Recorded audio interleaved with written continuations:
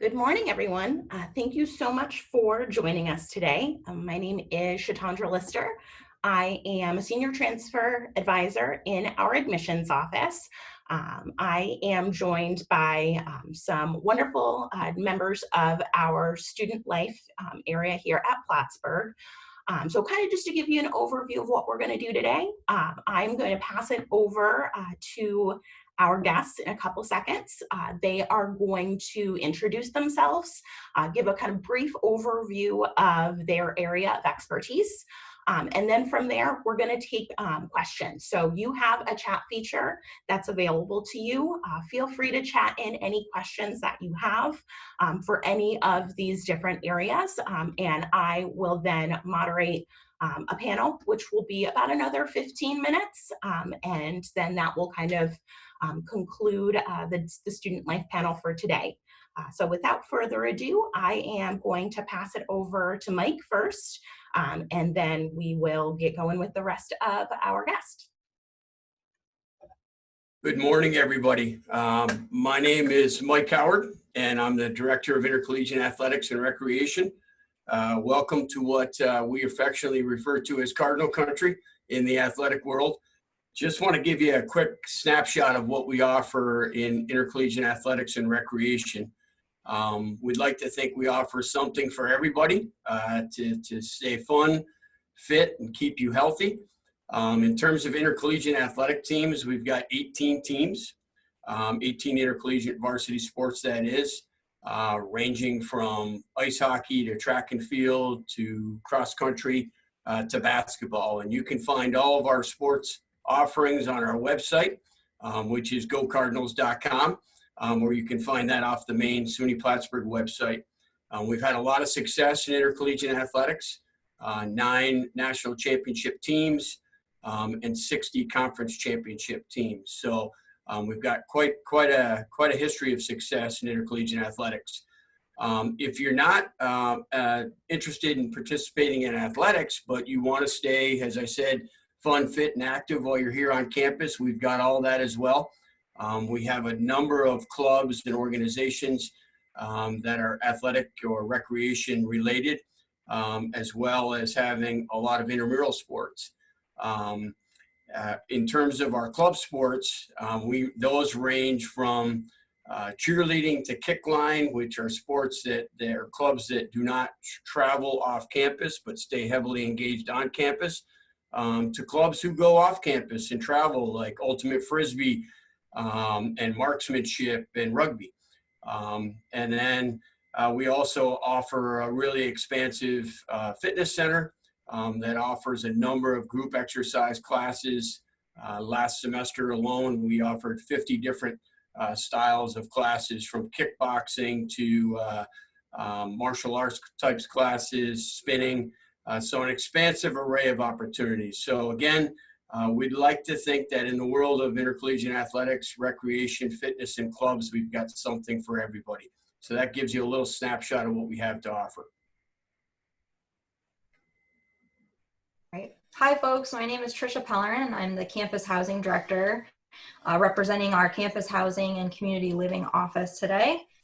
Just to give you a little background on what we have as far as our on-campus housing program, we have 12 residence halls on our campus. Each year we've taken one offline and renovated it. So I'm excited to say that opening this fall, we will have 10 of our 12 buildings completely renovated, which is really exciting. The one that will be opening up this fall is Kent, which is going to be designed for our upper class students. We have different building styles within our residence halls. We have high-rise buildings that are corridor style, and then we have high-rises with suites. We have low-rises that are mostly corridor styles, but some of them are mixed suite styles. To give you the full breakdown and of those different types, I would encourage you to look at our website off the housing page, that is off of the main campus website, which will give you some more pictures and the actual definition of what each residence hall falls into. We do have some special housing programs such as first-year housing. Within first-year housing, we do have themed communities, so students can live with other students who have some of the same interests. We also have designated upper class housing. As I just mentioned, Kent Hall will be for upper class students, or more of our seniors or grad students. We do have a gender inclusive housing program, which allows students to live with any student, regardless of their identified gender. Um, and kind of to go along with some of these housing options, we have a community director, which in our first year buildings, those are professional staff members. In our other residence halls, we have graduate level community directors, and those are our student staff members that sort of run and operate the residence halls. We also have community advocates, which are our students, our undergraduate level students, who are on each residential floor. They kind of monitor the environment on the floor. They provide fun programs and activities for you to do, ranging from kind of social events, such as, game nights, movie nights, those types of things, and even into educational programs such as teaching kitchens and things like that, different things to learn. And they also kind of monitor the floor in the community as far as, if there's any facility issues, they can help report that to our office, and kind of just manage the general atmosphere on the floor. Those are kind of the basic rundown of housing. Again, I only manage the on-campus housing program. There is eligibility requirements for students to live off campus, and there's certainly a lot of offerings in the community for off-campus housing, but we do have a requirement for students to live on campus, and those can be better to find on our website as well. And I'll turn it over to the next person. Thanks, Trish. Hi, I'm Corey Jackson. I'm the Director of the Center for Student Involvement, and I guess I just wanted to start by saying thank you for being here today. I know for those of you who are seniors, this has been a really difficult, really disappointing time, but for us, this open house is really an exciting time to look forward to greeting a new group of students in the fall. So we're really focused and excited about that. So I'm going to talk a little bit about some of the ways to get involved at SUNY Plattsburgh, and I would say that it definitely is a campus where students are highly involved in a variety of activities, and we encourage that. We think that students who are involved do better here. They meet people more quickly, they get adjusted to campus life, they're able to develop current interests or explore some new things. And also, most of the things that we're going to talk about ways to get involved, really help you develop skills that you're going to need in college and beyond, things like time management, communication, learning how to do a budget. So we really do encourage our students to be as involved as they can manage with their academics. Some of the ways you might choose to get involved at SUNY Plattsburgh: we have a really active student government called our Student Association. The Student Association is made up of elected students. We have 9 executive council members and 16 senators who plan activities for campus. They act as advocates for the student body. So one easy way, if you're not looking to get an elected position, is to volunteer for a board in the Student Association. So there are boards that focus on political advocacy, diversity, clubs and organizations, finance, public relations, the arts. So a wide range of places that you can just raise your hand and say, yes, I'm interested, and they'll plug you right in. One of those boards is the Activities Coordination Board, and that board plans for larger scale campus events, so things like comedians, magicians. They plan trips in the greater Plattsburgh area, but also throughout the Northeast. They sometimes plan films that they show on campus. They do a weekly coffee house series for students who might be interested in performing for small groups. And then they plan some bigger things like a spring carnival, for example. Again, really easy to get involved with that board, and they provide a lot of excitement on campus. The other thing the student government does is oversees clubs and organizations. So there are about 100 clubs and organizations right now recognized through the Student Association, and those range from academic to recreational, social, spiritual interests, the arts. Really, there's probably a little bit of something for everyone, and if you don't find something that's of interest, it's pretty easy to start a new club here as well. Clubs really are the lifeblood of student life on campus. They are planning programs every day of the week, so tons of stuff going on every day. Couple other things through the Center for Student Involvement I would mention. We do have fraternities and sororities on our campus. There are currently 24 organizations. 10 of those are culturally based fraternities and sororities. And fraternities and sororities on our campus are held to a very high standard. They are really all about friendship, service, scholarship, leadership. There's a very intensive leadership development component of what's going on with our fraternities and sororities. So some of the stereotypical imaging you might have for fraternities and sororities is very different on our campus, and about 13% of undergrads actually join a fraternity or sorority. The other thing that happens through the Center for Student Involvement is volunteer opportunities. So a lot of students are interested, maybe have done some volunteer work in high school, want to continue that at college. And we have an office called Project Help that's run by students that helps students find those volunteer opportunities in the community and get connected that way. I always say to students who maybe haven't actually visited Plattsburgh in person, who are concerned about the distance and, are we really remote up here in the North Country? Is there going to be anything to do? There's probably going to be more to do than you can choose from. So every day of the week, there are multiple activities, events, opportunities for socializing, trying new things. I would say that's not a worry you should have. There's always going to be something to do here, and a great staff is going to support you in finding those opportunities that are the best fit for you. So I will pass it off to the next person. Again, thanks for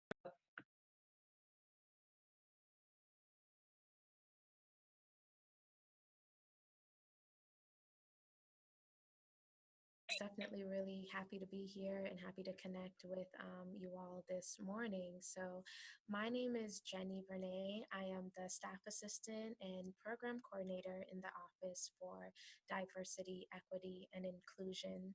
And the office is really here to provide that support and, really helping to cultivate this strong sense of belonging for you all on campus.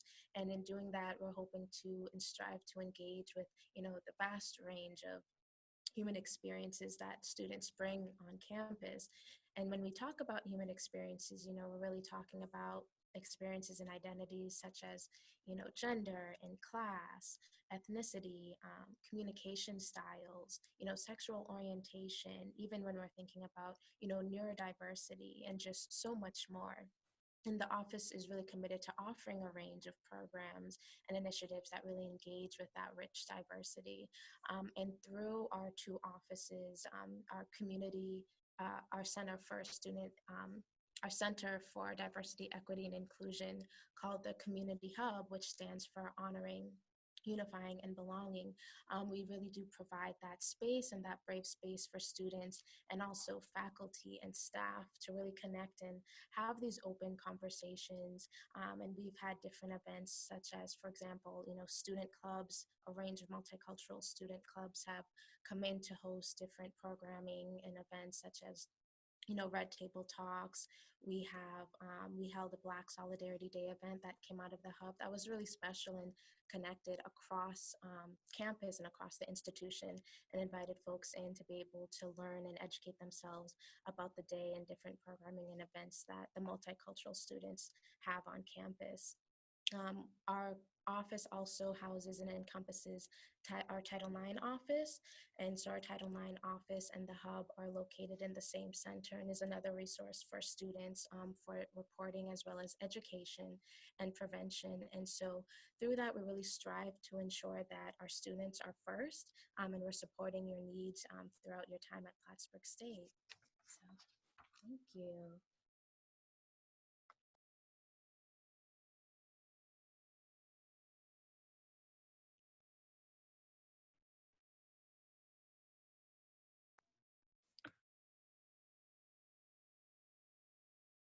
Hi, sorry. I'm Dr. Kathleen Camello. I'm a board certified family practitioner and the director of student health in the counseling center. And as our name implies, we are an integrated center. So we provide both medical services and counseling services. And our staff likes to our theme is we take care of both your head and your heart. Our counseling staff is comprised of licensed mental health counselors. We focus on short-term, solution-focused counseling, and we see students for a variety of illnesses and issues such as homesickness, anxiety, relationship issues, and other associated mental health related issues. Our health services staff is comprised of board certified healthcare providers. We see students for acute illnesses, and then we also, in consultation with your primary healthcare provider at home, we manage chronic illnesses such as asthma, diabetes, and actually mental health issues that may require medication management. We also have a part-time psychiatrist that we utilize to assist us with those medical diagnoses. In addition, we have an on-site laboratory, which is actually a New York State certified laboratory. And we can do a number of labs that are utilized to take care of those acute illnesses, such as mono, such as anemia. We can do urinalyses. We can do some other testing that is pertinent to this group of college-age population and their illnesses. We also have an on-site pharmaceutical dispensing agency. So we're not a complete pharmacy, but we do have medications that we can utilize to treat acute illnesses right here at the center. So our students don't necessarily have to go off campus. They have to pay an extra fee for that, but it's a very nominal fee. So students can get those medications right here, and it's a voluntary fee. So we also have a treatment room, so we can do basic treatments such as suturing, INDing of certain skin conditions. We have our own AED, our own nebulizers to treat asthma. So we are pretty much a full service healthcare center. And back to you, Pat Rasco. Good morning, everybody. I'm Pat Rasco. I'm the University Police Chief. Thank you for joining us this morning on a very different type of open house than we've ever had before. And for all of you that are home and watching this, thanks for joining in, and I hope you're all healthy. These are different times that we're in. So, like I said, I'm the Chief of University Police. I come here from a bigger agency, and our department is made up of about 15 sworn officers that have full police powers, attend the same academies that other law enforcement agencies go to in the state, and we respond to all emergencies on campus. And campus type emergencies are a little different than the real world type emergencies that occur outside of campus. I'm talking about fire alarms and students locked out of their rooms, roommate disputes, that sort of thing. Campus crime is really not what you think it would be. It's not like the outside world. We know that we are encountering students who are living away from their families for the first time in most cases, and there's a lot of growing up that needs to happen, and we respond accordingly. We try to handle everything within the student conduct system initially, unless it's something dangerous. Then of course we would use our police powers. But we're very much the camp counselor meets a park ranger type situation on our campus. We are housed within the health center with Dr. Camello's crew, and if that tells you anything about sort of the tone of how we police, we're very much therapeutic, educational, second chances, all that. Anyway, we're trained in CPR, AED. We even have swift water rescue training. Active shooter has been a huge component of my administration, the prevention of it, not necessarily the response to it. We're going to prevent it from ever happening in the first place. We have a big prevention model on campus with behavioral assessment and getting with students with Corey's group before they rise to the level of being concerning. We make sure that we have a high touch. We're open 24 hours a day. We have a fully staffed department, 2 12-hour shifts. We have dispatchers that answer the phone and dispatch calls. We answer by email. We answer by phone. We answer in person. We have a lobby. And we never ask questions about students' immigration status. We're very cognizant of the world that we live in up here by the Canadian border, and we don't let that creep into the way we do our policing. Just like every campus, we have those blue light emergency phones all over campus. Every building has a push button outside. It's a call box in case your phone is dead. You can push the button and get connected to University Police immediately. We're very committed to community policing. I'm trying to portray that, and I hope that I'm doing it in some fashion. We connect with the campus through clubs and organizations that Corey was talking about. We advise some of them, so we have a real world or a real life connection to these students. They know us by our first names. They know that they have children and spouses, and that we're connected to the community and the churches. They know us as people and not as the officers that wear the uniforms and have the guns around their waist. We have officers on foot. We have officers on bicycles. We have cars that patrol the campus. And we do everything we can to connect with the community that we serve and to help keep them safe. So I always say, in a typical situation, I would say feel free to walk up to one of our officers and engage them in conversation. But I would say stay 6 feet away from one of our officers and say hello, and I hope you're all well. So thank you for joining us today. That's my spiel. Well, thank you all for being able to talk about the different areas in which you oversee. So at this point in time, we're opening it up to questions. If you have any specific questions that you'd like to ask any of the different departments that we have represented, feel free to chat that into the chat box, and we will start answering. So the first question that I'm actually going to ask is to Tricia. And in terms of housing, can you kind of talk about what buildings are freshman specific? And can you kind of talk about some of that first year experience, some of the different floors and how students would opt into that? Sure. So for this fall, the 3 buildings that we will be using as part of our first year program are Wilson Hall, Whiteface Hall, and Moffett Hall. Whiteface and Wilson are both what we describe as corridor style, kind of like a big square, and all the student rooms are on the outside of the square, and on the inside of the square there's the kitchens, study areas, and the bathrooms. Moffett is a suite style building. It's 7 students that share a smaller bathroom, kind of more of a private area, if you will. There's still kitchens and floor lounges and study areas on those floors as well. As far as kind of the offerings within that program, I mentioned earlier that we have themes housing within the first year program.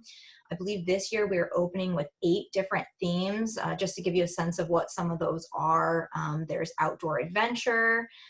There's one for entertainment. So if you're someone who likes streaming videos, theater, music, those kinds of things, that's entertainment. And the full listing is on our website, but how to get involved in one of those communities, if those are things that you're interested, if you want to live with other people that have that same interest, when you're filling out your housing application, you can indicate one of your top choices of what you're interested in. What we would do is we try to house you with other students within that same floor. And then the community advocate on that floor will do some of their programming kind of focused on that. So if you said outdoor adventure was something that you enjoy, you would be doing different things such as going on hiking trips, going potentially kayaking or canoeing, those kinds of things, skiing in the wintertime, snowshoeing. So any of the program they do will be kind of focused on that. And again, you'd be living with other students who have that same interest. So it's kind of neat to kind of build those relationships and those connections with other students on your floor. So that kind of is just a basic rundown of kind of the first year areas. Thank you. Okay, we actually have a couple more housing questions. So one of them would be if you are interested in being with a person rooming with somebody of the opposite gender, would you be limited to a specific building if you wanted that pairing? Yeah, so I'm actually super excited about this because as we've renovated our buildings, we now have private, what we're calling private bathroom pods on floors, meaning they're single gendered. So anyone can use it. It's kind of like your bathroom at home where you have your shower and your toilet and a physical door you can close versus kind of the the older style we used to have was more of like a locker room style, you know, where you would have 4 or 5 showers lined up, 4 or 5 toilets. And because of that, we can actually house students very differently than how we have before. So if you are interested in doing the gender inclusive housing option, it won't limit you necessarily. The only 2 buildings we're probably not going to utilize for that area, actually, excuse me, it'd be 3 buildings, would be McDonough Hall, which is for upper class students, and Adirondack and Banks. Those are buildings that don't really have the private bathroom areas, but because of all the other options we have, we can pretty much house students anywhere. Right. And then the other housing question I have is, can I live on campus all 4 years if I wanted to? Absolutely. Yeah, there's you can live on all the way from your first year all the way to your senior grad school.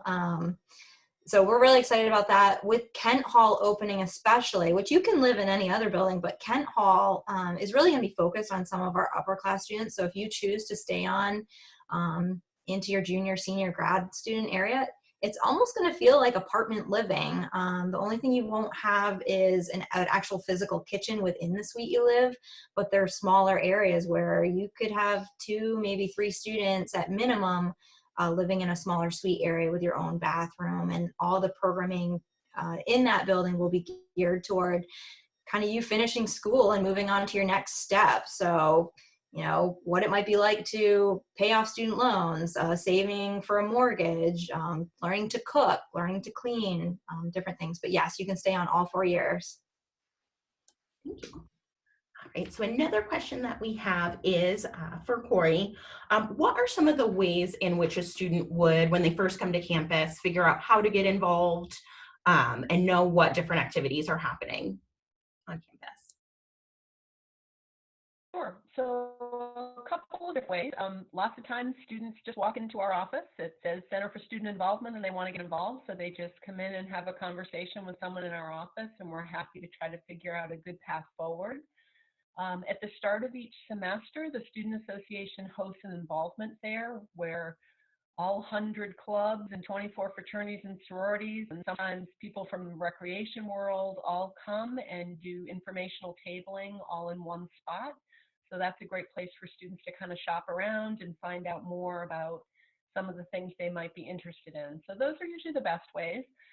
Living on campus also, every floor is going to have a community advocate who sort of helps to oversee the floor and help students to get adjusted to campus. And those students are usually great resources of ideas about ways that students might get involved. So if you're someone who's bold and is willing to show up to an event and learn more or walk into an office, that's great. But if you're a little more laid back or a little quieter and you want to just kind of start that conversation with your CA, they can point you in the right direction too.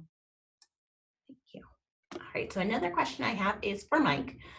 If you choose to do an intramural sport, would that take up a lot of your time in your day, or would it fit into your schedule well? Actually, really good question. Our athletes, as you can imagine, their day is a little bit more structured with their teams. But even in that case, our athletes here at Plattsburgh tend to do very well in the classroom. But intramurals provides kind of that great opportunity to stay active and continue a sport without having quite as much structure to it as the team would. So we have a lot of students involved in intramurals who are high-end academic students here at Plattsburgh and do very well. Depending on the sport you choose, some play 2 to 3 times a week. Sometimes it's weekends that the intramural contests take place. So there's opportunities for everybody, and there's flexibility within each of those sports to participate as much as you want. So if you have a really heavy academically loaded week, maybe you don't play that much that week, but then the next week when you have a little bit more time in your schedule, you do that. So I'd like to think we offer a lot of flexibility, and you can certainly do both very well. Thank you. All right, well, at this point in time, we are kind of at the end of the first panel. So I want to thank everybody so much for kind of tossing questions. I would also like to thank our departments for giving kind of an overview of what their programming is and what they have to offer.